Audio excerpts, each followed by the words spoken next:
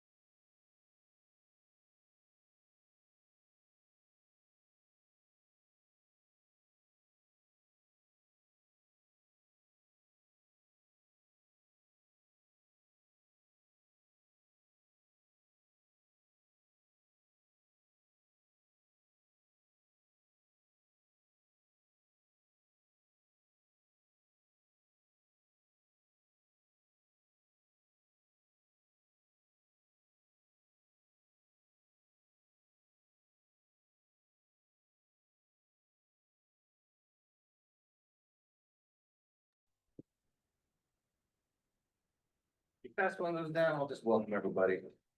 Yours not working? I don't have it. No. Okay, good evening, everyone. Thank you so much for joining us today. We're doing a town hall for the future of the fire service. There's no gavel, there's no hard rules or anything like that. We're here to hear from y'all. We want to hear what your opinions are, what you think the issues are, the long-term issues. We are not here to present a study or present conclusions. We are actually at the very beginning of the process. We haven't even started the study. We're just collecting information right now. And we wanted to start by collecting information from the volunteer fire departments. And we're going around to different companies to hear from y'all about what the issues are, what you think we should be doing in the long term. And that's why we're here right now. Commissioner Moon.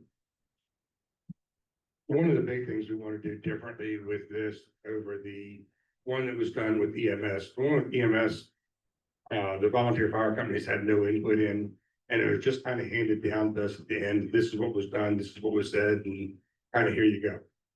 It left a lot of bad taste in a lot of the mouths of the volunteer fire service. And we wanted to do this in a polar opposite of that and include everybody early, see what the different firehouses were doing, how they were being successful, what things they needed, and how we could try to take that to help build a system that will work for the future. What we're looking at is where we should be, not 5 years, not 10 years, but 20 to 25 years down the road. And that's why it's very important to see what works for everybody and how we can incorporate that. I'm Commissioner Jack Heffestay from the Charlestown District. I do not consider myself to be a subject matter expert on firefighting, but so I'm here to learn, observe, and help collect inputs for a future plan. But I am a strong supporter of our fire services, so I hope everybody brought their game with them because I'm ready to listen.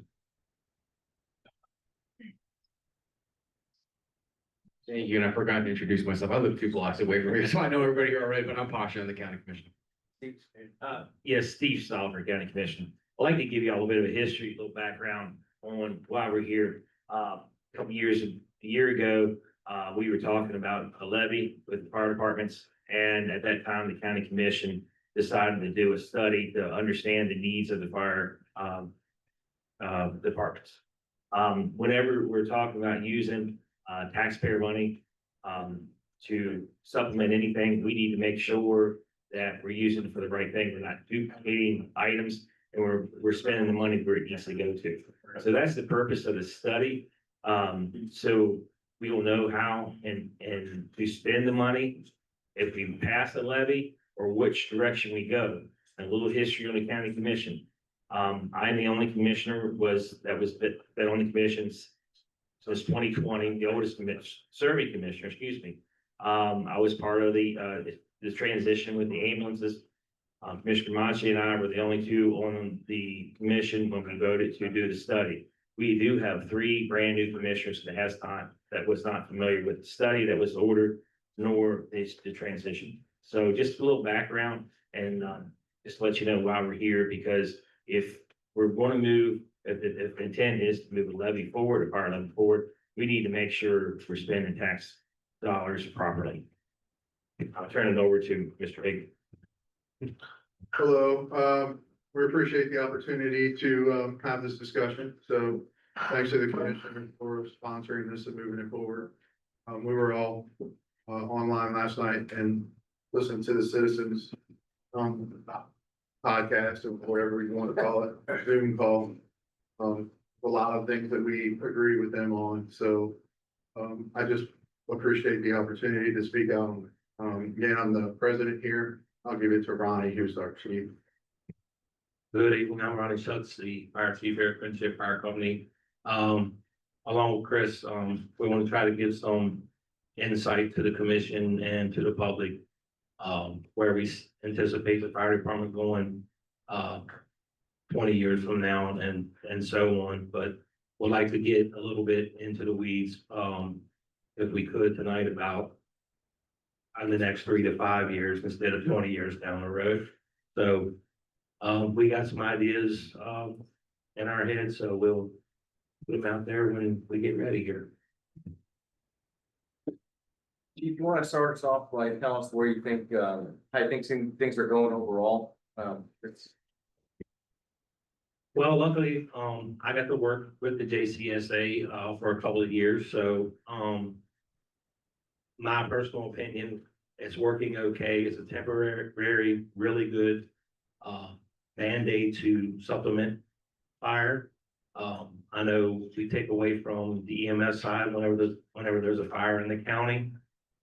It works right now, but I don't think that it's a long-term fix, for the future of the county. I see in 20 years from now, I see the county in a perfect world, having a 4-man engine company and a 2-person medic unit running out of each station. But there again, you're talking millions of dollars, for the county to just staff personnel, not in county fire trucks. So, at this point in time, I don't think any of the volunteer departments, mind supplying the equipment. We've been kicking this can down the road. We was talking last night. We probably had this conversation 20 years ago, and all the chiefs, agree that, you give us the manpower, we'll supply the equipment. And, that's what we've been doing.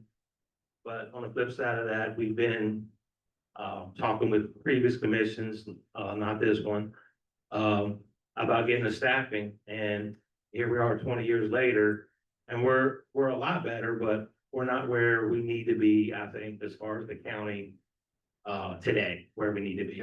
It works what we got, chiefs sign them, help us, as much as they can, but at the end of the day, EMS, is paramount. So, a lot of times, we have fire calls, the ambulance is on an EMS call, and we just have to, I don't know how lieutenants do it sometimes, how they manage getting stuff where it needs to go.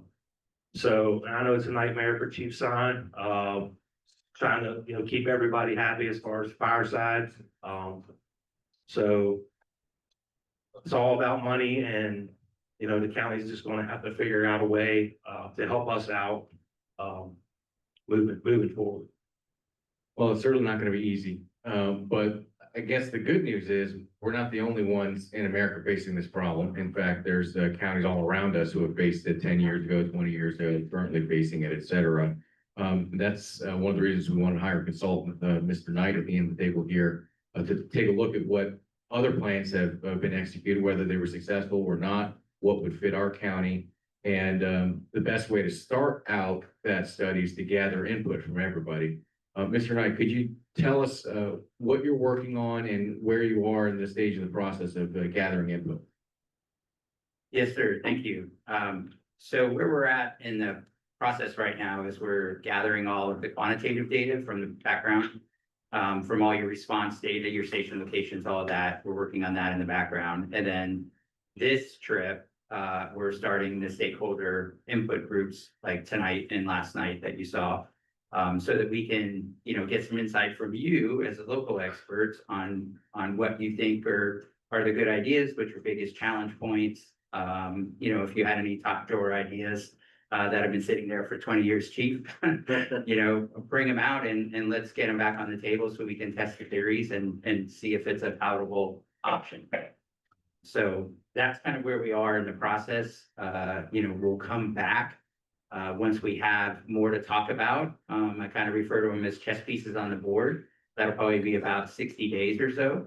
And then we can start talking hypotheticals on what the data suggests that you could do. And then start talking about solutions and prices, et cetera, to round up some choice. Well, you heard from him. We want to hear from you. Y'all have the expertise. Come on up. We have microphones for the crowd. How are we handling that? I mean, I have teacher voice, so it shouldn't be too much. We will be able to hear you. We want the folks online to be able to hear you. That's why we're using mics, and we'll get that set up in just a second. And as they're passing that out, you can use one of ours. We'll just share. Does it work? Perfect. So we'll just have an informal back and forth. We're not gonna do like a time limit or anything like that. Please, floor is yours. I don't have that much to say. So I just wanted to ask a clarifying question. So you're the consultant who's been brought in, what's your full name? Yes, Steve Knight. Steve Knight? Okay, and are you independent or do you work with an organization or? I'm a owner partner with Fitch and Associates. Fish and Associates? Okay, great. And and you specialize in emergency and fire departments or? Yes. Just. Fire and infrastructure? EMS exclusively, under my portfolio, and I retired from the fire service. I'm third generation, so, Okay, Yeah. fire service in West Virginia or? no, from Florida, Oh, okay, great. Was curious. Thanks. Florida man. All right. Can you tell us who you are real quick, just so I can? Yeah, Yep. I'm Kat McAteer. I live down on Henry Clay. Kat, last name McAteer, MC, capital ATEER. Just trying to get different inputs from different people, where they are, and just, so kind of, I'm taking notes of pretty much everybody is saying.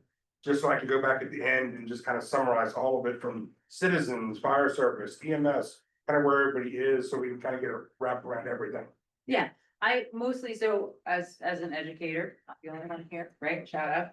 I like to have all of the information, so I noticed that not all of the commissioners are here tonight. Kara Keys, it's her birthday, and she got the night off.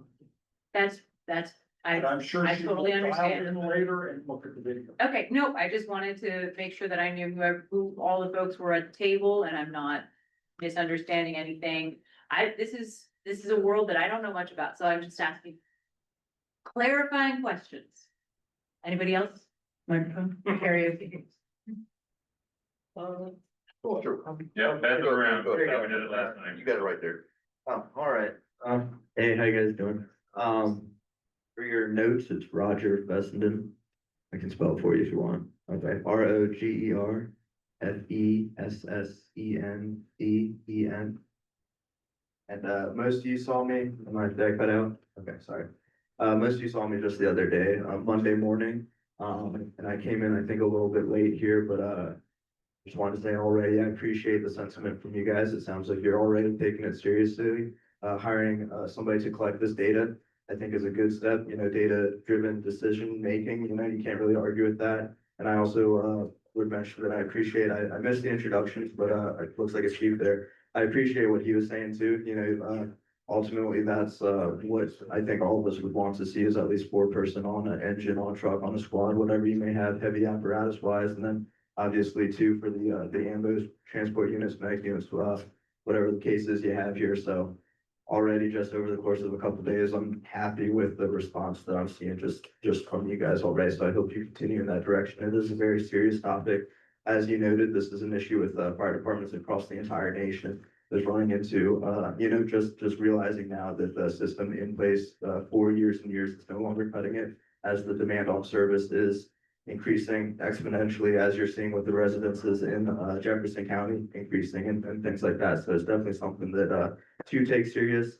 I think you have the opportunity here in Jefferson County to, if you are proactive, you can really set yourself up for success and be honestly almost a pillar in West Virginia. A lot of counties are going to find themselves behind where you are right now because you're already having this discussion. Data-driven decision making, like I said, is fantastic. So from just a little bit I've seen already, I'm pleased, with your all's response. So I hope you keep it up. Appreciate you guys. Thank you. And you're a paid firefighter in a nearby county, right? That's correct. I'm a paid firefighter in Maryland. So as I spoke to these guys the other day, on Monday, my jurisdiction has faced a lot of these issues. Was kind of where you guys are with the staffing levels, like roughly 30 years ago. I think we made some mistakes along the way, and we're still, like I told them, we're still paying for it 20 some years after the fact, and it's affecting our overtime budget and things like that. And our county is like, what are we doing wrong? It's like, the reality is you would have needed to hire firefighters 10 years ago to fix these problems. So that's what I'm saying is like, you guys have the opportunity to take this seriously, be proactive and kind of get ahead of it. And you could really turn Jefferson County Fire Rescue into something that the rest of the state could be looking at as an example of, how do we make this work? So I hope you continue to take it seriously. I think you're moving in the right direction already. And there's a lot, really a lot of growth that if you're being proactive and so on, you can do a fantastic job. So what I'm seeing already, I appreciate from you guys. So I'll give the mic over. Did you guys have questions for me while I'm here? That was my main question. Yeah. And I know you've got some words of wisdom from Washington County, and you just share a couple. Yeah, so I'm actually further down the road. I wasn't gonna tell you what department it is, but Frederick County. Got it. Yeah, and then my father worked for Montgomery County, so what was interesting about that was I saw the struggles that they faced growing up, you know, and I moved to Frederick, and Frederick was like 20 years behind Montgomery, so I like relived the same staffing issues and policy issues and things like that. And then here, like I said, maybe 30 years behind. I feel like I'm kind of seeing it all over again, like deja vu almost, you know, so like standing here, I'm like, please learn from the counties to the west because you don't have to make the same mistakes that each of them made. You know, you can learn from the struggles and see the writing on the wall and realize that there's no way around the hiring that needs to be done, the policies that need to be put in place, the funding that you're going to need. You know, it's inevitable. So, you know, you can fight it and shoot yourself in the foot and find out 20 years after the fact, like my jurisdiction is finding out in some regards, like we probably should have figured this out, you know, back in the infancy stages. So, you know, I'm almost excited for you that you have that opportunity right now to the data-driven decision-making is fantastic, you know, and the fact that you're taking it seriously and, you want to accommodate the fact that this gentleman is recognizing, you know, that is the want, the need, the best thing for the community is going to be staffing, you know, and appropriate staffing and all those things. So I think you guys are moving in a good direction already. Roger, I have a quick question for you. Yes, go ahead, sir. What part of Maryland are you from? So all around, Montgomery County is where where my dad worked. So I lived in Montgomery County. Now I work in Frederick County. And now I live in, just down the street from Company 2. Do you know Justin Mayhew? Mayhew. He's in Hagerstown. Okay. I'm terrible with names, a lot better with faces. Have you met Justin? Okay. Yeah. Yeah. Sorry. He was a good guy. Yeah. What are one or two policies that you fiction? Geez, we've got plenty that we've been fighting. So a big fight that we've had recently just this year, that I really stood my ground on and nearly got in trouble for. But we had firefighters in stations kind of similar to what we have in Jefferson County, where it's just 2 personnel in the firehouse. We still have that exist in a few stations in Frederick. And up until very recently, we were allowing those firefighters to jump off the ambulance, hop on the engine as just 2 firefighters. There was nothing indicating that they had any type of training qualifications to act as a fire officer on the engine. And that was horrifically dangerous because we're putting potentially 2 guys right out of the academy in charge of a whole piece of apparatus, but also in charge of the entire fire team. I'm like, this is dangerous for everyone involved, you know? So that's a huge thing that we just fought for, got it in our last contract. We're still working out some of the kinks that some of the stations are trying to like use loopholes to put our firefighters back in that position. But I guess overall, the big picture of that is like, you're gonna need qualified personnel filling the roles that they're intended to fill. So you're gonna need a qualified driver to drive the heavy apparatus. You're gonna need a qualified officer. And then 2 firefighters, you know, that would be the hope is 2 firefighters in the backseat because each of those roles has a very specific job to play and you can't function without an officer making those decisions, looking at the big picture, guiding those crews. You can't function without a driver operating the pump and all these things, and then firefighters to pull the hand line and to do the work of it, you know?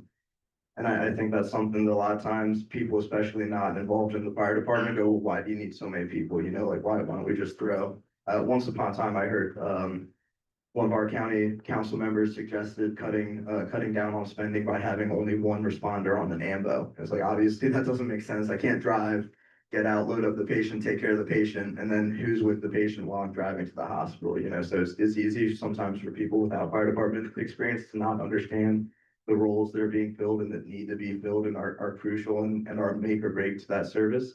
That's the big one, is people being qualified to fill the roles that they're being expected to fill. And training. Training, absolutely. So that's something in discussing or talking to some of your firefighters. I understand that you don't have an academy. You have a week-long orientation and you're having guys coming in with EMT experience and then getting fire experience after the fact.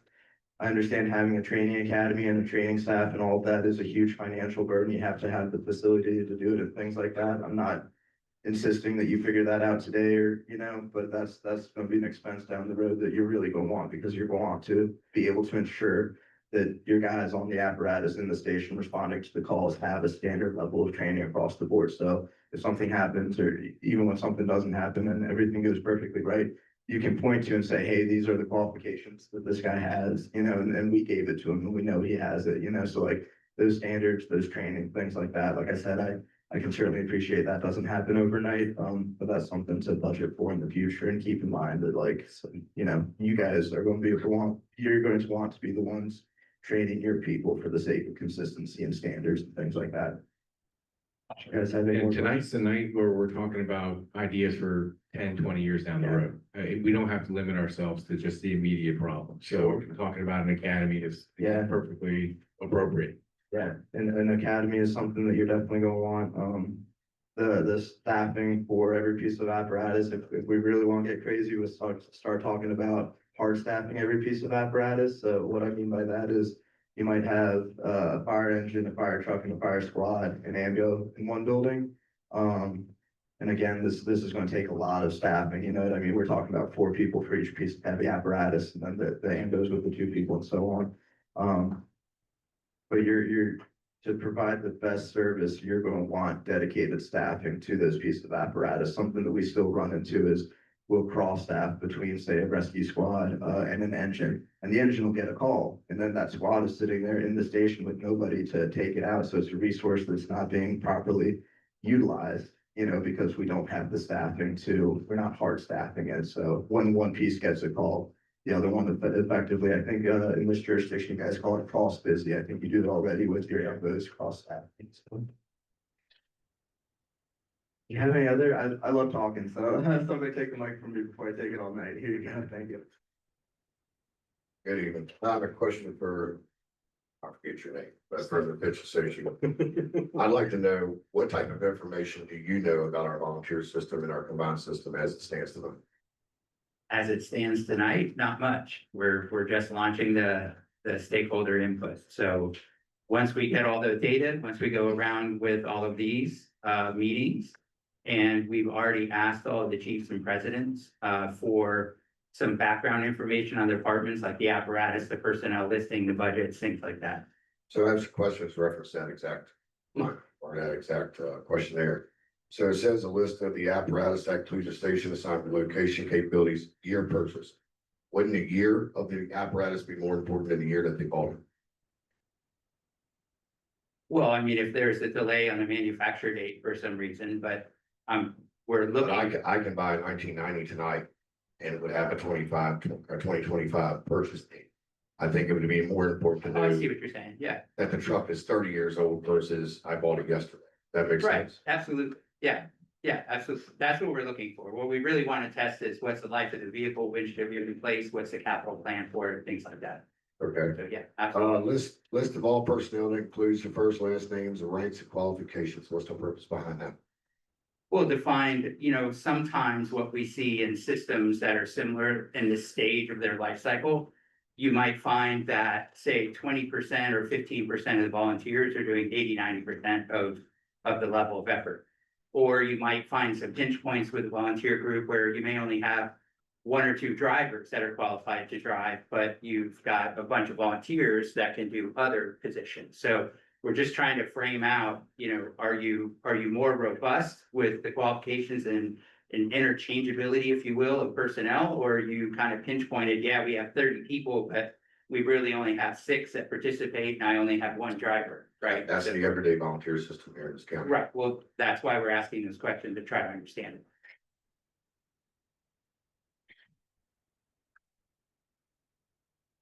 What is the question, question number 7.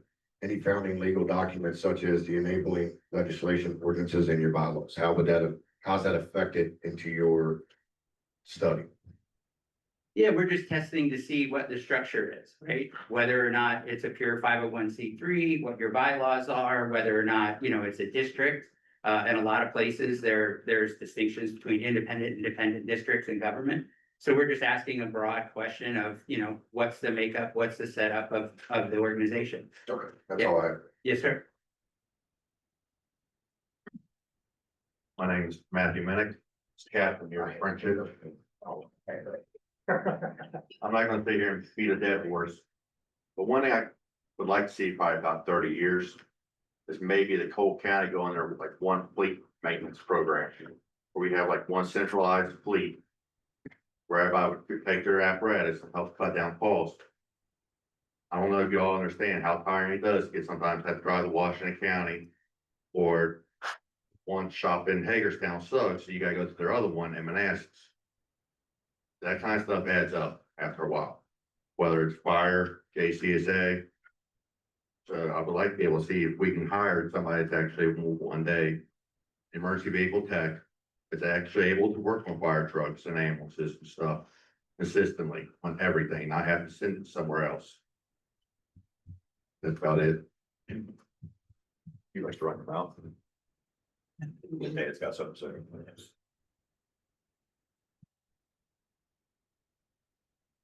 My name is Scott Miller. Wear many hats in the county. I am a lifetime member here. Since they put dirt down. Yep. I do have a question for the consultant, and when you're putting together this plan, are you basing it off 17 and 1720 standards? Or is it a combined effort between that and other avenues that you have worked on? You come back with a recommendation for Jefferson County and what their staffing model will be. Yeah, so great question.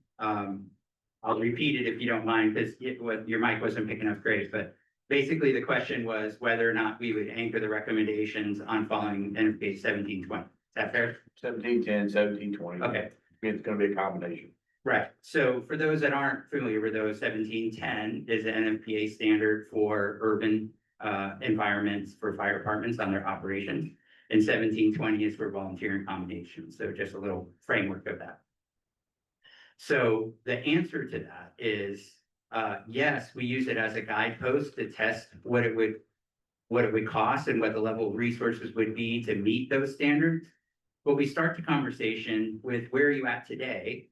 And is it acceptable, right? Is that level of service reasonable for the community and the costs, et cetera? If the answer is no, then you start going down, don't mean to demean it, but almost like a cafeteria plan, right? If say you're getting there in 15 minutes today, just make up a number, right? And that's not acceptable, then what does 12 look like? Or what does 10 look like, et cetera? All the way down into meeting the standards for 1720. I can tell you in the geography that you have here, a 1710 wouldn't even be reasonable to meet that. You might meet parts of it like your staffing, per unit staffings and things like that. But that's how we'll approach it and just give a wide range of alternatives for the policy group to navigate. What we don't do is come in and say, here's the one solution that you all have to do from our opinion. We know the policy is going to be set at local level. Okay, so so I'm hearing with staffing standards, that would, Hold it right up. Like you're singing. so what I'm hearing is, so with staffing levels, 1720 would be your baseline. I understand the geography and the run routes and the station locations, so it's gonna make a big play in that. But that's just what I was concerned about when you do this, that staffing levels are gonna be a major consideration. Yes, absolutely. I mean, we're only 2 nights in, and I don't think it's a big surprise that generally staffing rises to the top of the challenge tree, right? So yes, the only thing I would, just for clarity and expectations, the only thing I would change in how you describe that is the 1720 likely, unless you're already meeting it today, which I don't know. But likely that's gonna be your best opportunity, right? But there might be a lot of policy choices between where you are today and 1720. Okay. You said it's not surprising that staffing has come up as a top challenge. I will tell you, a couple of years ago, one of the things that we heard is our number one need is equipment. So I guess one of the questions I have for everybody here is, do you see one as a higher priority than the other?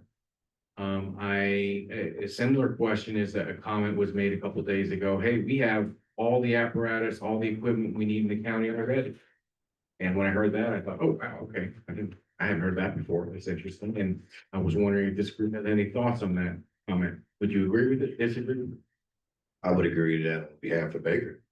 That, and most fire departments here, unless they would like to speak up here, we've had the equipment. And before this commission, you sat in several of them, Steve, that has been the education to the commission, is that we have everything in place. We just need people. That has been the argument since day. I was chief for 15 years. This is the fourth study. We haven't even turned to the first page on the first study we did underneath Chief Paget. So other than the EMS study, so we'll take one away from there. But the rest of them, we haven't even begun to look at. So when you do this study, take this one seriously, because the taxpayers pay. You want input from those who are considered stakeholders. So as you're doing this, I don't know how this fits into your study of statistics, but the information you're getting is very real for the people involved that have been doing it for a long time. That doesn't make us automatically the experts, but we know what our needs are. So when we tell you we have the equipment, we do. Do we need help maintaining it, replacing it? Of course we do. Because pancakes just doesn't cut it. You know, it doesn't. Bailouts doesn't cut it in. Gun bashes is not cutting it. Everybody started doing gun bashes. Everybody saw a drastic change in their attendance or selling tickets, things like that, because it just, you gotta hit it at the right time. But you can't do a gun bash once a week.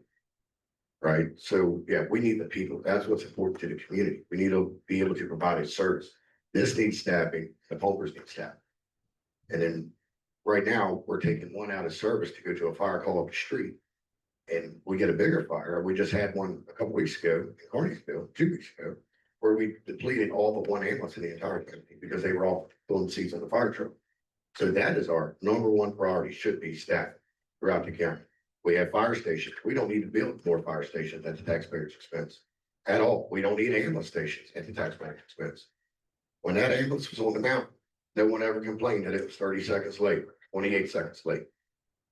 You know, so that could be a plan for down the road, your 20-year plan, but our 3 to 5 tomorrow plan needs to consist of putting people getting back to par across the county so that the residents are getting the same service as everyone else is getting. They're getting a quicker response time and your staffing is safer. Right now, if there's a fire at this moment in Baker, the 2 people working this station have to go there by themselves. They have to account that a volunteer may show up for Baker. They have to account the 2 people from Shepherdstown may not be tied up for an ambulance call. So now they've got 12 minutes of travel or so. They don't meet the standard to be 2 in, 2 out. If they have to go get someone, they have to make some serious life choices right then and there. Do they go home or do they not?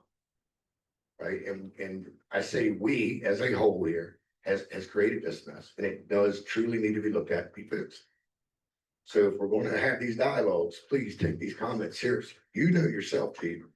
This isn't a joke. This isn't anything that we should continue to just kick down the road and have the same meeting, the same town hall 5 years from now. Something has to start happening. That's all I've got. Hey, Josh, so far since I've been on the commission, yes. I'm 1-0 on study. So the study we did before, we followed through, and my plan is to follow through on this one too. That'd be great, because I you could ask Ross to tell you. We haven't turned to page 1 on the first study that we did for both fire and EMS together. So if we should pick one, you're paying the man, let's take it, let's take his ideas, let's look at it truly and put the people where they need to be to start. Let's get the county back to par. Once that's there, then look at everything else we need to worry about. I think. I know you got something right here. Let me have my unpopular opinion. I'm AJ Miller, lifelong citizen of this county, multiple generations. Question for you, when you run this study for staffing levels, are you running it between different schedules? Between the 56-hour work week or the current 24/72 that adds more people for staffing? Or you make them work more hours and you get more staffing now? Because everyone here wants to talk about serving the community and not having enough staffing. But you change the schedule, you get staffing now. And by unpopular opinion, Is it for us or is it for the community? So are you running different schedules in your system or how is that working? No, you're spot on. That's usually not a popular position. But it's certainly something that we would test and provide to the county for their consideration. Because you're exactly right. If you're having to have a pretty good expense on the horizon to get staffing, having the 56-hour work week gives you greater depth of personnel for the same level of service that the citizens would receive. So it is a good strategy, whether it's acceptable for the policy group, that's another question, but yes, you're spot on. Yep.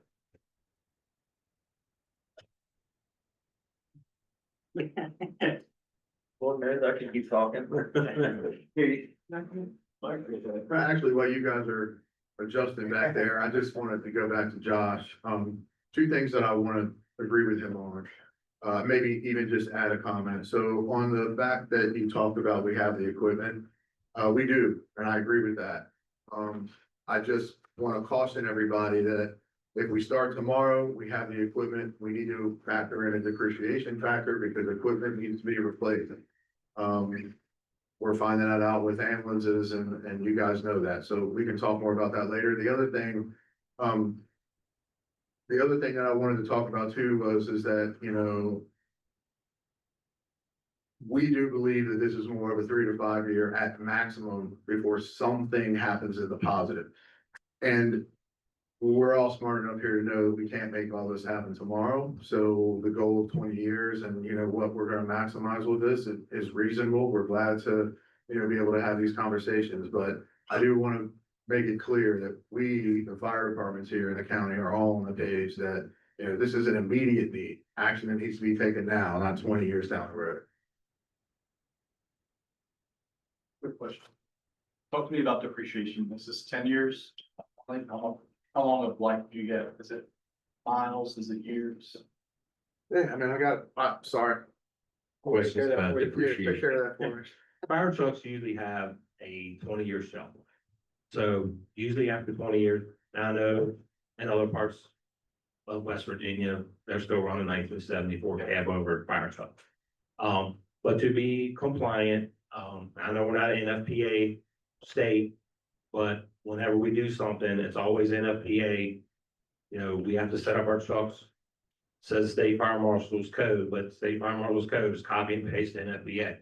So, and I don't think if you went into a court of law and they ask you about NFPA and you say you don't follow it, I don't even know if that would stand up. So, so we, as a county, we need to either adopt the standard or the county needs to come up with a standard.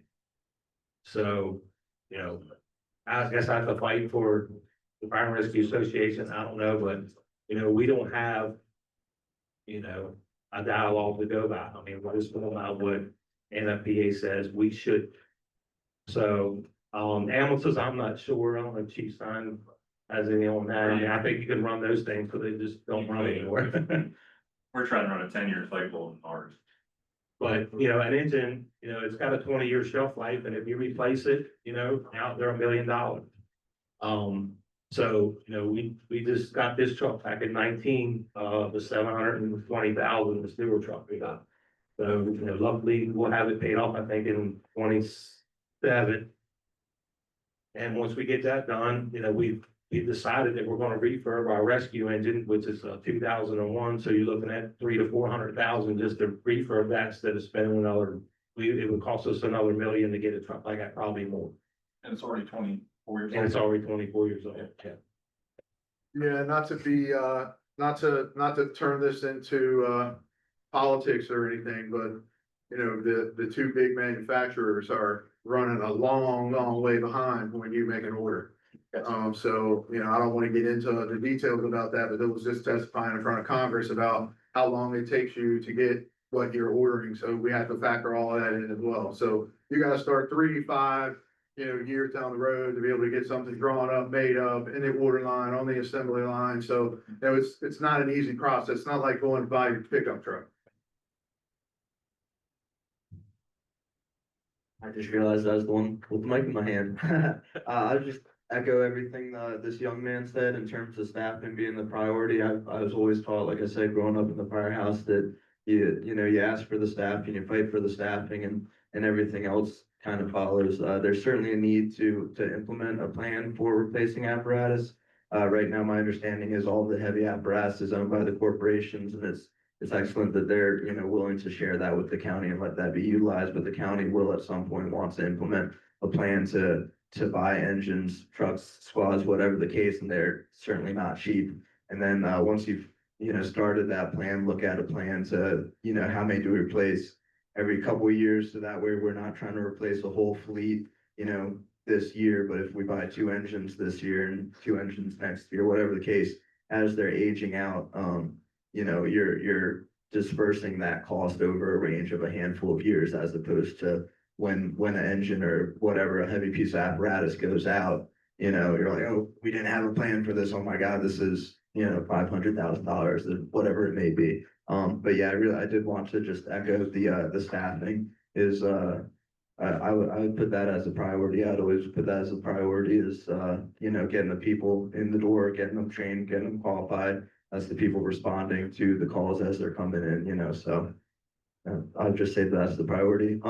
Do the discussion of the schedule. I understand that you can change schedules to help make up that staffing sooner. The only thing in that regards that I would caution is like looking at other jurisdictions, especially looking, like I referenced the other day, just to the east, you've got departments that are well ahead of where you are, and so you run the risk, who are also looking for hiring more firefighters. We can't hire enough firefighters. We opened the process and we barely got like 500 people in. That's how competitive it is out there. When I was trying to get hired 10 years ago, there were thousands and thousands of people for every single test. Now, as soon as you want to get hired, you put into anybody that's hiring because of these staffing issues across the country. So that's what I was referencing the other day. You need to stay competitive. And part of that staying competitive is offering a schedule that is beneficial to the workers for their mental health, for their physical well-being, for their family lives and things like that. I can give you some insight. It's very likely, I would say, and the discussion is going to come up pretty soon. PFFMD, we have a convention next month. But it's very likely that we're going to be switching to a 42-hour work week. So it's just something to be considered of. If you switch to a 56-hour work week again, you might see firefighters going, well, I'm gonna go down the road and work, where they've got the better schedule, the better pay and things like that. So it's just a word of caution is, you can change that schedule to accommodate the staffing, but you just keep an eye on what surrounding jurisdictions are doing and realize that you're gonna have to try to stay competitive. Who wants it? I have a question about recruiting young folks. One comment was made at one of our recent town halls. It's expensive to start hiring people right away. It might take a while to do that. What about, what's the comment that was made? The comment was, well, what about little perks here and there? What if you had a company car that maybe a recruit could use? Things like that, benefits, education credits. Those were some ideas that were tossed around. Have you all considered that? Have you heard of that? Have you seen that? You mean in terms of incentives? Incentives. Well, I mean, I can speak to, I'm not sure who asked it. I'm not trying to be disrespectful about it at all, but the reality of it is that volunteerism in this county is asking a lot. It used to be where you could knock at the door, we'd give you a piece of duct tape, put it on your helmet, keep you on fire. And back then, you used to fight each other to get on the truck. Volunteers coming in got 6 to 8 months worth of training before they can do anything. That's time that they have to take out. And I might be a little conservative on all the training that they have, but roughly speaking, by the time they get through firefighter 1, if they choose to go, to be in an EMT, they've got, several hours of training, which is all on their own time. And then we all come back to the station and we work for the community. There is no incentive. We don't even get firefighter license tags. I mean, with nothing. There's no tax break. We pay our own ambulance fee. And before you guys took it over, we were paying our own ambulance fee to run the ambulances. So there's no incentive from a volunteer's perspective of taking care of your family, coming home. There's absolutely no incentive. Now, what you just said about should we get a personal car or something like that, I do think that there's some incentives that we might be able to talk about. Education would come to mind for me. You know, a lot of these guys come in here and they, you know, they use us as a stepping stone to go to these career departments. And I heard a couple guys last night from citizens. I mean, good friends of mine. I have a huge amount of respect for them. And, you know, they grew up in this system and they went on to be, you know, awesome career people. So, you know, that would be my number one instead of throwing things that, I don't know, have another adjective, but stupid things. I just think that, you know, educational value would be one of the things we could consider. I think it could be easy. I think it's also something we could work through the county. So retirement was one for volunteers discussed last night. Retirement Yeah, and the two, removing, you know, Corey and Chris were speaking last night and, you know, not to, they were talking a lot. They have huge experience in the volunteer field and then they went on to bigger, better things as well. So retirement for volunteers, being able to, and then the other was, being able to take off, personal property like a car. If you're a volunteer off your personal property tax. Yeah, well, I mean, if we want to get into that, and I think I might have misunderstood what you were saying, instead of giving them a car, but I mean, if there could be any way through legislation or, you know, whatever happened that, you know, if you can prove that you're a volunteer, you know, that, you know, you, qualify for a particular insurance, maybe through West Virginia Insurance, or whether you can deduct time off your taxes at the end of the year, but right now it's just not something that's available to the volunteers. So there is a LoSAP program. That might be what we're talking about through the state, pick up our insurance fund, but that's on the dime of the volunteer department too to pay, which is another budget item that they'd have to put it for in, try to support. I don't wanna. I think surrounding county do fund that, Some- Louds and yeah. Washington do it. Oh, Maryland does. Maryland has a great program now in southern part of Maryland, like they pay for those SAP programs. These guys are taken care of. Completely different world than what we live in, and it's very hard to get volunteers. But I do want to say, that's a good question. But I'd like to see this body stay away from that during this study, because this isn't about helping us get more volunteers. This study is to find out where the professional services need to be and how much staffing and what the budget is that takes. We've been down the road of how to get more volunteers in the doors. The volunteer departments work very hard at that. They stress over it, they hurt for it. While it's a nice gesture, we need to stay mindset of this study being for professional people, getting them in here where they have a career and our community is protected 24/7, regardless if 4 or 5 of us are at work or not. Christopher, are y'all aware of the West Virginia State Tax Incentive that Ronnie Shake said yes, and that volunteers can get for being active? Yep. Okay, I just want to make sure you're aware of that. Yep. Yeah. I do just wanna, I do wanna kind of touch base on volunteer. I mean, Josh has got a good point, you know, I mean, there for a while, we got a big grant a few years ago to have recruiting money, and we went out and tried to recruit, and I think that we were successful, working in a couple of spots, but you know, overall, it was a tough pull. I think the reality is that the demographics of this Jefferson County are changing quickly in some areas. And you know, these volunteer fire departments, they still have people that are so dedicated that they came up in their families, 3rd and 4th generation. That's just a dying breed. We're all getting older. Speaking for myself, it's not as easy to do things anymore as I used to. I know there's others out there too, so stop shaking your head at me. But at the end of the day, the people that are moving here from there, they're not vested in this community yet. They're going across the river in the morning and coming back home at 6:30, 7 o'clock at night, picking up their kids, having dinner, doing the same thing the next day. They don't come down to the craft fairs. They're not supporting, you know, all of the things that used to be. The fire departments used to be the center of this county. Everything used to run through the fire departments, dances, suppers, all the organizations, Lions Club, Odd Fellows, everything used to run through here, carnivals, you name it. And some guys are still doing a great job, and they still have great, you know, fundraising stuff. You know, Citizens has got one, Shepherdstown does a good thing, you know, independent even. But the demographic, speaking for Friendship Fire Company in Harpers Ferry and in Bolivar, it is becoming a resort town. The residents are leaving quickly from Harpers Ferry. I think very quickly over the last several years, it's gone from rough numbers here, 470, we're down into 250, 260. Bolivar was at 1,200. We're at 980 at this point. Airbnbs are popping up everywhere. Impact is coming in here. Commerce is on the street. Amazon trucks.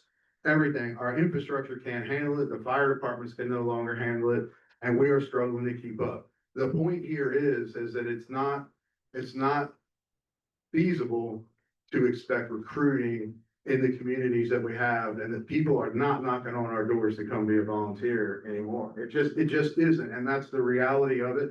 And that's why I feel so strongly that we need to act in a little bit more of an urgent way than the 20 years. You know, long-term plan, I get it, I understand, we gotta start somewhere, but we do have some immediate needs. I mean, Friendship right now is running about 8 to 10 with people that actually do a lot of work. If it's meeting night, we usually have 15 because we usually have dinner and stuff like that, so we have a few more people coming in. We do have people when we call them and we need them, but it's not the same. It's not people that aren't here. We try to run some duty crews from time to time, but we just don't have anybody coming in here asking us for a helmet or asking us for equipment anymore. We just don't have it. Mayor talked about a couple of macro trends going on in the county. I want to speak to some of that because this is my number one issue as a commissioner. The growth in Jefferson County is not balanced. We have a lot of residential coming in. You do not have very much commercial coming in. And we spend a lot of time talking about county taxes. We probably don't spend a lot of time thinking about county tax structures. If you don't know this, here's how it works. When new housing comes in, there's demand for services, but they pay in for services less than the demand it creates. When new commercial comes in, they pay their taxes way higher than the demand for services. So when we get more housing, we get deeper in a hole. When we get commercial, we try to come out of that hole and balance things. In Jefferson County, we have of our top 10 employers, 9 of them do not pay taxes. And we love universities, we love government offices. That's a wonderful thing. But we have tax problems. And if we don't get major commercial in here to balance things out, in the long term, this is going to continue to be a problem that gets worse and worse and worse. So that's one of the things that we're looking at the county. We're trying to open it up for business so we can have new businesses come in here. Because we want fun stuff for our kids to do, but also so we can balance out that tax problem. And we need to have balance for it. Okay, so I'll just ask, I'm trying to kind of collect my thoughts, so give me a second. What I'm hearing is that we need staffing. This is me speaking from the perspective of someone who, again, is not in the world. But as a taxpayer, I know that there is kind of a discrepancy between what we are able to put in and what we actually need in terms of this station and the other stations in the country or in the county. Especially as a Harpers Ferry resident, again, we are losing residents. We are dropping dramatically. We are seeing a boom over towards Charlestown. We have almost 1,000 houses coming in. We also have installed in the last 2 years a gigantic fireworks facility where people are just going and buying fireworks like crazy. If you don't think that's gonna not cause fires, then, you got another thing coming. So I guess my question is, why did we not pre-plan for this increase whenever we started greenlighting all of these communities? Why did we not? Yeah, I'm glad you raised that. I should have raised that just a second ago. You asked the perfect question. Steve, you want to take some? Yeah, I'll try to answer this for you. I've been on the planning commission as a citizen for 9 years and then as a county commissioner for 4. So, I have seen a lot of the growth come in, and 80% of the houses that you're seeing built, and that's just an estimate, that's not a factual number, but a round number, are the housing is inside the municipalities. It's not in the county, it's in the Charlestown, Ransom's where you're seeing the much growth at. In 2018, we did have a business come in, and it was a fight. And that created, I called it the Rockville, I'll call it the same thing I always call it, I call it the Great Rockville Hoax. And we had activists that tried to fight us on that. That created a lot of other businesses not wanting to come here because, hey, you can go to Jefferson County and spend $500,000 on attorney fees and you'll get your project built. Or you go to Berkeley County, they'll welcome you with open arms. So that was the problem. So we're trying to get out of that stigma, and this board just commission just, sent over some information to the planning commission to give it, asking for suggestions on how to cut red tape to help us get more commercial growth here. So that's a little bit of the history of why we are where we are. But what about the impact fees for the development? And We have, I'll answer that too. Go ahead, but then I got a comment. Yeah, the impact fees for the development, I think it was 2021, we did a study on, it was an impact fee study. And, at that time, I believe we were seeing a negative enrollment of schools for about 800 kids. We were down at approximately 800 kids. So what we did, the county commission voted to take the impact fee down to $1 for the schools. We still collected for Parks and Rec, Emergency Services, and all the above. We just did not collect for the school system. And then this year, we did another impact fee study. This year was the first time we've had an increase in student enrollment in our school system in about 8 years. And they went up 131 kids, still down a round number of, say, 600 or something like that. So we are now collecting the impact fee. Now, if we continue to collect the fee when there was no impact, we could have been sued. Okay, so my Can I jump in? further question, let me just ask this really quick. So impact fees do not calculate in staffing for emergency services and firefighting. Should that not be something we consider moving forward? Why not? You Cannot? Okay, that's great. That's a law. Okay. So that should be looked into because there's counties around us that recently went to the impact fee and they're used for fire and EMS services. 100%. Yeah, laws can be changed. So that has changed in the state of West Virginia at some point. That needs to be investigated. So who's doing that? Berkeley County actually. Who is? Berkeley. County. Berkeley County, but they can't use it for operations. You can only use it for capital. Not for operations. But again, laws can be changed. So I guess that's my question. Right, replacement of stuff. Yes, not replacement, only new. So if you have one, you have to pay for your replacement in your pocket. Okay. But if you buy two, the second one, if you go from 1 to 2, you can pay the second one with impact fees. And that's how we have just made our last payment on what we were able to collect for impact fees to repay part of the mortgage on ESA's building. Okay, very good. So, since you don't have a microphone, let's just clarify, can impact fees pay percent? No. The answer is no. Okay, and just one thing, I'm president of the commission, so I just want to make clear, there are different opinions on Rockville. And there are different opinions on impact fees. And we have had elections and seats have changed and different people voted on different things. So there's various opinions on these things. One thing that we've all talked about, the new commission was currently, we've all talked about balanced growth and we want to achieve that. And 4 of the 5 current seated commissioners all voted to raise the impact fees recently. So I just want to clarify where everybody is on. I was gonna say something like that. Is there a plan to pause the residential building? And work on getting the commercial in, because I noticed, like at Wilshire Road, we're putting in residentials very close into the industrial park, which is gonna eat up acreage that the commercial structures you really want here need a lot of land, these big transit facilities. Yeah, like Steve said, Commissioner Salter said, the vast majority of the housing that's coming into Jefferson County is coming into the municipality, which means those governments are approving it. Now, a lot of that was approved 10, 20 years ago. And the currently seated elected officials in those municipalities are looking at their rules and saying, hey, this is more basic change. I do not speak for them on that, but you can listen to them on the radio. That's what they're talking about. We don't control that. And you can see the tension, right? Because we're providing the service. We gotta pay for it, but somebody else is approving the demand for the service. So this is a conflict. Right. And just to give you a rundown of those impact fees, so again, they can only be used for capital. And it only can be used for new capital, so growth of capital. In the last impact fee study, the EMS, there's a total fee. So when you would build a new house, we would have to pay a little under $2,000, $1,944. And $119 of that would go to capital improvements for growth for EMS. That switched under this new plan from $119 to $509 for a residential house. And that is an increase of $390 for a house. Or if you go on to multifamily, that increases, it went from $86 to $359.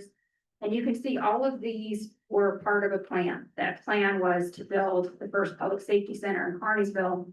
So you weren't, what is the phrase you use, Mike, when you park something at the bike trail? KVP. KVP. Yeah, KVP, Barnesville is a staging area. So instead of having someone have to sit in a ambulance, they would actually have a station be able to support it. That station was put on the plan, included in the study, so that's why they were able to capitalize on those extra funds. And that's also, that's a joint station. But we also everyone's under the understanding that that staging location is to send an ambulance there to back up Shepherdstown's next two call. Shepherdstown's only crew is busy. Correct. So they get a call, that ambulance goes to assist there, they can run back to Ranson or they can run into Jefferson. You could save millions of dollars at the moment. Not saying it's not needed later, but at the moment. Buy an extra crew. Add that in a Yeah, sorry. but that would take the commission supporting the staffing. Yeah, we need the mic, so we. I was saying that you could hold off on the large expense of this multiple $1 million building right now. That's down the road. So it's planned for 10 years. If you were to get We're collecting for 10 years. the staffing, you would move a second crew into Shepherdstown. That would be there to back up the second new area without moving an ambulance, shorting town from it. Just not. And a little bit on the impact fees, why they changed so much for on the emergency services. The first impact fee study came out probably 21, the county did not own ambulance. We only owned, equipment, packs and jackets and boots and stuff.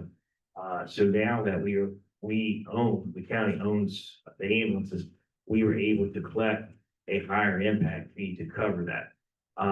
We currently cannot collect money from an impact fee to buy a fire truck because the county doesn't own, or we own a training truck, to be perfectly frank, but we don't own, fire truck or a fire truck that goes out. So until that happens, then we can't collect those impact fees. Now, we make this clear. We don't have any intentions of running fire service. We're just here to sell. Okay. Okay, I want to make sure I got that straight too. Yeah, and these policies, sometimes they can have unforeseen consequences, right? So we moved to a leasing model for sheriff's vehicles. When we moved to a leasing model, we went on an impact fee study. And all the other departments that were collecting impact fees got a big jump. Sheriff didn't. It was frustrated, right? Hey, where's my money, right? That's the way the law works. So if you don't own property, you can't collect it. I have a question. I can't let it go. I should probably know the answer to this, so I can see that I don't. But so what I'm hearing, and I heard this last night, and I didn't know, but if the municipalities are creating the growth and they're approving it through their own area and they're creating the impact, shouldn't they then be on the hook for helping solve the problem? It's a good question. It's coming from a mayor. They pay that. They pay that. Well, I have my other hat on today. Back in the day, the commission president would meet with all mayors. I sent a letter out recently. Thank you for replying. We're gonna start that up again. We had a lot going on this month. We're supposed to do it, start up in September, but let's look at October. We need to have that conversation. Just like this one, it should not be adversarial. It should be about how do we work together? Because if Charlestown's bringing a lot of people, they want services too. And if we're providing them, then we gotta work together on this. But right now, it's a problem and it's working in opposite directions. Yeah, and Pasha, thank you for that. I mean, I asked that question because I do think that we all need to be together on this. And if we're not, we need to figure out how we can be. And that one side shouldn't be working against the other one and, expecting it to all fall on the county's shoulders. So, if in fact that's all there, I think that we all need to contribute to fixing it. I think it would happen a lot faster if we could all contribute to the problem. All right, thank you. I appreciate that. Chris, I agree with you, and that's one of the things I've looked at a little bit, and I've asked the county attorney for looking a little bit to see if that is a possibility. And of course, Austin said he's started meeting some of the mayors, would like to see some sort of collaboration to help cover some of the load they're creating. So yeah, it's something I actually want to work on to get correct. So just on, I was thought about this with the capital expenditures and the impact fees. Is it an option in the future with collecting the impact fees? This gets touchy, but being that the county has an FDID number and was listed as a fire department now, could the county essentially use capital improvement funds to buy a fire truck to increase the fleet and then lease them back to the volunteer fire departments, per se, at reduced amounts, to offset, expenditures of replacing equipment in the future? You know, you have a really good question. And, we have a guy named, Parson Weiss, who does the study. That would be a great question for him. I like the way you think. I do like that. That's a good angle, but, I don't know about. I mean, it's something that other counties, I mean, you have a fire board in place with ESA. Essentially, you could own the equipment and, you know, with your agreement with the volunteer departments, work something out like that, I would guess. I don't know. I can see how the money works and the law works on that. Let me talk about the politics of it. So when our first meeting, y'all were there, in the county commission, the meeting hall. Those meetings aren't fun. Here's a lot more fun, right? It's a lot more personable. But in those meetings, I'll just be really frank, we've got a handful of people who come to all the meetings and just are just attack. And we started off the meeting I started with a comment saying, I have no interest in anything adversarial with the volunteer fire department. The first comment made was, are you trying to take over the volunteer fire department? I'm just rolling my eyes like, what did I just say? The politics is, it's not gonna work at all unless it's invited, requested, and welcome. There's no interest in some sort of adversarial relationship. So let me just reiterate that. But if it's something that you guys think is a good idea, we'll look. Let's look at leadership up front. I mean, they can lease you an apparatus at very reduced cost through capital funds. How would you feel about that? Order one tomorrow. There you go.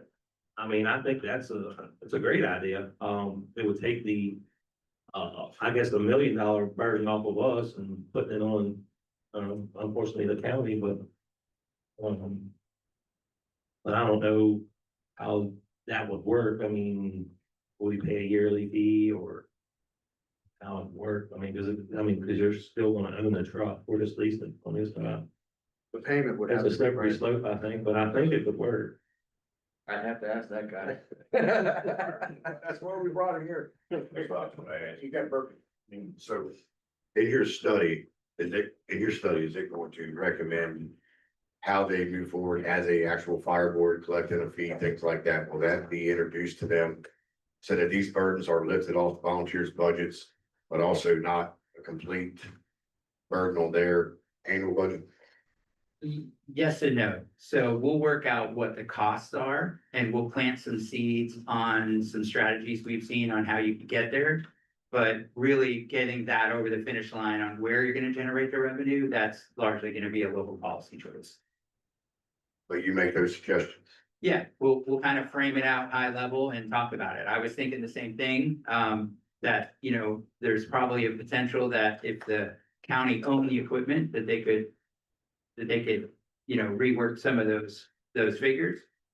Whether or not the lease back portion of that would be problematic, you'd have to get some lawyers to weigh in on. I'm not sure about Yeah. that. The fire boards I'm familiar with buy the equipment through collective fee and it is distributed. It's owned by the fire board, but it's distributed to the volunteer fire.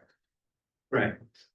But if I'm just saying, only in the context of this discussion with the impact fee specifically, having the county own it would probably be a reasonable strategy. we've seen that around the country. West Virginia may call it something different, but it's a GMT dollars on the ambulance side, right? It's the top up for the Medicaid, shortfall. It matters who owns the equipment or whether you can apply for that. Right, and I don't have an opinion on this suggestion. I just started thinking about it a minute and a half ago when it was raised. But I can tell you, generally speaking, I love impact fees because the way an impact fee works is growth pays for growth. We have all these people moving into the community, they need to pay into the system instead of having everybody else pick up the slack. I just think that's fundamentally fair. But in 20 years, all the farm fields we have will have been developed. So the impact fee at some point will slow way down. So what would be the plan then? If you are sitting here tonight saying this is a 20-year plan, and we continue to build, we're gonna run out of space in 20 years. I think we got a lot of space. I don't know if we're gonna run out. Of it's protected, we're already, not what was protected. What I can tell you is impact fees continue to be collected even in the most urban areas. Because what you'll see is when you have urbanization happen, you'll have it turn from a farm into a house. And then you'll have it turn from a house into a multifamily. Then you'll have the block taken over and it turned into an apartment building. And as you heard, each of those, as it moves from one to the other, you continue to collect impact.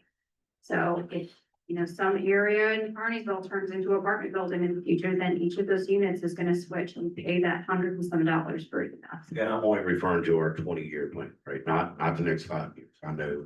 Well, that's 20 years, right? So that's, when houses are turning into apartment buildings or that kind of thing. So it continues to develop for next 5 years, next 20 years, next 100 years, it will continue to change. Yeah, and then, this commission, it has its sights on commercial growth.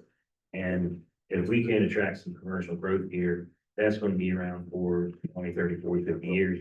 And they're gonna continue to pay, a revenue where they're not tax revenue, where they're not using the services. I think every house, I've always told that uses $14,000 in services, but the average house pays about $3,000 in taxes. It flip flops for a commercial. They pay a lot more. We're not sitting, nobody's living in a business where the kids are going to school. You're not running a lot of fire calls or ambulance calls, or police calls out of this. Mostly not. I know Rockville catches on fire every now and again. We've run out there a few times, so there's some fire. I don't know if they catch on fire, but they have a lot of fire. But they did. But in the racetrack, racetrack is a huge tax revenue generator for the county. I do know we want some ambulance calls out there. Somebody hits a jackpot and they get so excited they don't know what to do. But that's our goal. That's our goal, is bring in commercial growth that's sustainable. Something that to be careful of when you start going towards county owning apparatus and still trying to manage a combination system. A lot of our career staff also volunteer. If the county owns that, there may be a potential that they may not be able to volunteer and be on that unit. I don't see that being the case today. That we may have to look at that legally though. Go ahead. And it's something we should look at The because counties in the state do it every day. I understand So if they're legally doing it, I feel Jefferson County should do it. and I agree. I think it's something that we should look at because it may be a solution. And the last thing I want to see is I take that solution. All due respect, about that, this concern has came up under, Administrator Stephanie Grove multiple times, correct? You remember those arguments and those Yes. fights at these meetings? And it was going to come out that these guys couldn't volunteer and work. And we found out that there was nothing that could be done. That is no different today than a EMT or whoever being a volunteer here, this station, working for the county and riding that ambulance. That's county owned, not volunteer owned. There would be no difference on the fire side. So I feel that I mean this with all due respect, I know the volunteers are strong hearted. They want to say, we want to stay away from anything that the county could control us. But when we talk about, we came to you for help. We asked for people, and we asked for apparatus. I don't care who owns it. As long as it's up to date, they can go out of here and do its job. I don't care whose name's on it. And neither should any other fire department. I completely agree with, you. Okay.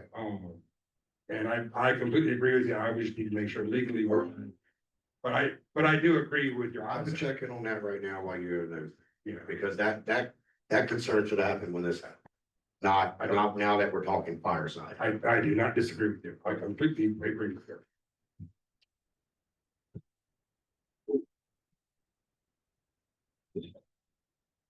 Oh, she's leaving. I I'll was staying. get out of here. I think that. I got things to do. All right. Circling way back to when you had asked about incentivizing the volunteer programs, and I gotta tell you, I appreciate the honesty out of these guys. This is, a lot more honesty than I've seen out of volunteers, at least in my jurisdiction, where they're saying, like, he was kind of mentioning, like, they don't want to admit the shortcomings, so I've got to hand it to these guys for being honest and upfront with you guys, about the fact that, like, these volunteer systems are becoming, less and less reliable as, people are working away from, where they live. It used to be back in the day that I live here, I work at the farm next door, the next building down is the firehouse. I can leave the farm that I'm working at to go put out the fire next to the firehouse because that's probably, the boss's house and he's glad to see me leave. Whereas nowadays, so many people are commuting. Their boss doesn't, want to hear that they're leaving work to go help the volunteer fire station because they're like, well, that's what you have firefighters for. Anyway, so I do appreciate the honesty there and we're discussing that. And as Josh, I believe your name, had mentioned, like, I think I would caution, from looking too far into investing money into, how to incentivize volunteers, just speaking from, again, personal experience. I started as a volunteer, as most of us do. At the age of 16, the day I turned 16, I got voted into my volunteer station. And I left at 21 when I got hired, and the hiring age, at least in our jurisdiction, has dropped down to 18 this year. Yeah, so she's saying that all volunteers do that, and That's all volunteer. not all volunteers. So not all volunteers do that. In my experience, a lot of the active volunteers, at least from where I was from in Montgomery County, that was the generally accepted kind of norm there was like you start at 16, you get hired somewhere between 18 and maybe 30 on the late end of things. So I'll tell you, Montgomery County paid for all of the classes that I took, Fire 1, Fire 2, EMT, Hazmat, all of that, a huge investment. They gave me 2 sets of gear and they only got, what's that, 16, 17, 18, 19, 20, 21, 5 years out of me, of payback, for all of that investment. And like I said, Montgomery County, they're pretty used to that. That's pretty standard. But I would caution away from investing, looking too deeply into how to, try to encourage people to do that just because the return, even if you're getting more than just that 5 years, which, from my experience, that was more than the county was typically getting out of people. But you could end up investing a lot of time in training these people, giving them sets of gear and things like that to see them go down the road and pick up a job somewhere else. So as it is important to encourage the volunteers because they are gonna, help out with staffing here and there. We're certainly not trying to run them out, of the system. We're gonna allow them to, or not we, but there's the concept to allow them to be part of the community. There's still value in that. I wouldn't rely on, I wouldn't plan to rely on, because at the end of the day, you need people that are working here. Again, they're trained, they're qualified here, they're accountable here. If they don't show up for work, you can fire them. You know what I mean? Like there are consequences, there's accountability, and what the return is on that investment. That's a 20-year, 25-year, or however long that career is, barring some less reasonable circumstance, you're probably, you're getting a return on that investment and it's calculable. You see how much money you put in over the course of their career, you're getting 20 or 25 or however long their careers are here, you're getting that return versus a volunteer. At least in my experience, both in Montgomery County as a volunteer and then working in Frederick County and seeing the investment going into these people to then not see them after they've taken their handful of classes and gotten hired somewhere. It's not, it's not a great return on your investment, at least in my experience. That's really all. Thank you. And I'll ask, Mayor. I just want to say, a lot of what you just said, kind of hits home and, I don't even have the words or, for admiration of those that came before me. in this, we sit around all the time and tell stories, and those that came before me that aren't able to do what we do anymore, and that's at every station. And I've got friends at every station, relationships.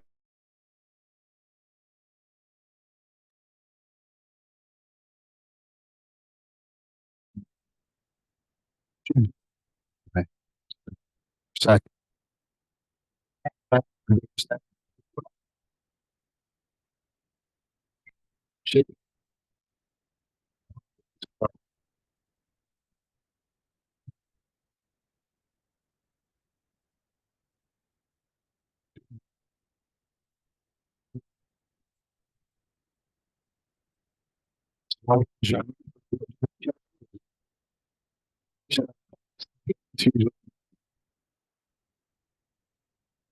Not thinking that this is any kind of a hostile takeover. But we think that we have a good thing started here. You guys have staffing in the stations. I would personally like to see staffing at every station. If we have to have a starting point to grow, you guys are hiring dual certified. I don't think we need to rewrite the book immediately. I think that we can continue to push forward, putting people in the stations right now and evolve to something better in the 3 to 5 to 10 to 15 to 20 years. But if we don't do something now, we're gonna be in a lot worse trouble than we are sitting here today looking at each other. So I implore you, I'm trying to be even here because, I've had this conversation a lot of times, and I'm not trying to beat the dead horse tonight either. I joined in 2002 and have been, in this company ever since. And we have been going to Fire and Rescue Association meetings, and we are still arguing about the same things that we were back in 2002. And every administration that came in here always looked at us in the face and said, we're gonna fix it, never did, money wasn't there. I'm hoping that with what we're telling you today and what you are learning from us today and what you learn from others later on in the week and into October, and this man sitting at the end of the table is gonna come back and tell you exactly what we've been telling you for all this time. They just make it. You can, if you want to, man. I come up with a number. We have to work together, like you said, Absolutely. the volunteer fire departments, county staff, county commission, county government, the municipal governments, you're also a mayor with the county government. It has to be collaborative. If it's not collaborative, it's never going to work. It's a long process. I think what we need to understand is what's the next step. Mr. Wright, can you tell us, what's next, what's the schedule, and how will these folks hear from you, and how can they get in touch with you, give you the data you need? Sure, absolutely. Thank you. So, next steps from here, we're doing these stakeholder meetings, the rest of the week, and then, take a week off, then we'll finish up with the other agencies that we weren't able to touch. We're doing a reconciliation, of what was provided thus far after these discussions, and we'll probably ask for some follow-up, to make sure that we're getting the data points, that tie back to these, your input that you're providing. So that will continue to go on, and then as long as we receive the data, which we communicated with the new person this morning, actually, so we should get the data very soon, and then hopefully we'll come back 45, 60 days from now with some of the quantitative information to have that. One of our commitments with the county on this project, as you can see evidenced here, is that we want to be super transparent. So as I said last night, what we want to do is come back and make sure that all of the data passes a common sense test for what you all know about your communities, right? Because if we're gonna arm wrestle over data points, I want to do it at the beginning and make sure that we get the most accurate data that's possible. And then we'll move on from there. We can disagree about solutions potentially, but at least we won't be talking about the data's flawed or it's not accurate, it's not representative of what we do, right? So that's going to be an important part. So once we get that, we'll come back and whether that's virtual, we haven't really thought through that. But we do want to make sure that we shop the information around and make sure it's as transparent and inclusive as possible. So I would look to see us back at 60 days, probably. I have a comment or a question for you. Out of the list of things that you gave to the fire departments to fill out, I did not see in there a copy of the personnel responding on calls on data. So our reports Right, so you have a concern that someone could write down 30 people, but how many people really show up? If we pull our ESO reports, any volunteer station can prove their need by showing that there was only 1 or 2 volunteers on the call. The other hand, Chief Science Program does the same thing. He can show where he's had X amount of ESA employees and how many volunteers were or were not on that call. Right. So the data is out there, and I'm not sure 911, you're 911. If you guys are keeping track of the staffing numbers on calls, if you can provide him with that type of number as well. Because these numbers all come into play. That's why you need it in order to build your case. Yep. So our ESO reports should be something that you require from all the 7 firehouses as part of this statistic build. So we can show, instead of, if I want to sit back and say that I put everyone in this room on my report, right? That's me just being dishonest to the state completely. And as a chief officer, I can get in a lot of trouble. Right? So when you Right. pull our ESO reports, it's going to show true numbers. I had 2 guys show up between 2 o'clock and 9 PM, right? Versus I had to be backfilled or backseated by 6 ESApers. And same for here and other stations across the county. Yeah, so I can tell you that the agency we were at last night did provide the level of participation and everything that we were looking for. So I think it was in the initial ask, but I'll certainly go back and look. But if there's a better source that's universal like ESO, then that's great. We'll follow up with each agency and get that. I appreciate the input on that. Yeah, absolutely. One of the things I'll ask you, since you brought it up though, because this is an important thing that we run into sometimes, is that the fire report may suggest, okay, I had 8 people on that structure fire call, right? But 3 of them made it to the scene. 4 of them were back up at the station, et cetera, right? I'm not doing the math. It's not hard. You're not wrong. But we want to make sure that we don't just make the assumption that 10 people made it to the scene. And the other piece that I wish we could really conquer well, and we just haven't because we don't have like bookkeepers at the calls, right? We're already limited on our human resources, but understanding when they arrive, right? Because sometimes we'll say, okay, we finally got 20 people on this call, but the first 3 put it out, right? You don't have to explain to me. I will Yeah. not be the one standing here defending that I had Right. personnel to come to the scene. Right, Because I will say, that's why I'm coming to you needing help, correct? yeah, So absolutely. to me, Absolutely. a proper response is proper staffing out the door from the firehouse on the engine at the time of dispatch. Exactly. Great that 3 others showed up to help on scene, but that didn't put them where they needed to be from the get-go. Right. That's the point of it. And including, they're not allowed to be ideal age, right? Things like that. Correct. Yeah. Hey, Jeff. Yeah. When you mark up and onto the call, are you marking up with your manpower every time? Yes, that's actually a county OG, through the Fire Association that we work up responding with our staffing numbers. So not sure how your office has recorded that over the years, but been around a long time. They probably should have asked that a long time ago. But it would be essential to this study Right. Right. in order to compare numbers of personnel response. Just making sure. And Chief Simon, you do the same thing? When you mark up with your manpower? I don't know. So the ambulance crews always do that. It's always 2. It's pretty soon, yeah, that's 2, Standard, because okay. we never I got. didn't our know if you had like Rarely ever. somebody receptive that you. On his behalf, set that up, sorry, chief. It's all good. So when his crews go cross busy, they assume on report that both people went to a fire truck. They may have brought this with a driver or that third person may have followed, but they're counting the 2 primary employees who are here as that crew. Okay. Same as the volunteers do. If we go out with 3 guys, but only one of them lacked the certification of a firefighter, then we have to say 2 plus 1, right? So there's 3 lives on the truck, only 2 are certified to do the work. One staying in. Yes.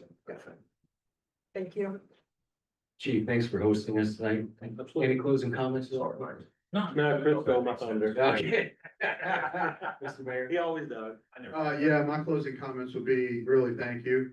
It is refreshing to see everybody here with the passion that they had behind, how we get there. It's a pleasure to host you guys. Appreciate hearing your input, have to be here and all of what you said is very valuable. So I just want to say thanks to everybody and I look forward to moving forward in a positive direction. Thank you, Mayor. Commissioners, any closing comments? Just, thank you all for coming. Really appreciate your courteousness and your thoughtful inputs. Thank you. very much. There's an old saying, if you want to go fast, go alone. If you want to go far, go together. But we're trying to go far. And we have to do it together. If we're not working together on this, it's not gonna get done. Thanks for having us. We'll be in touch.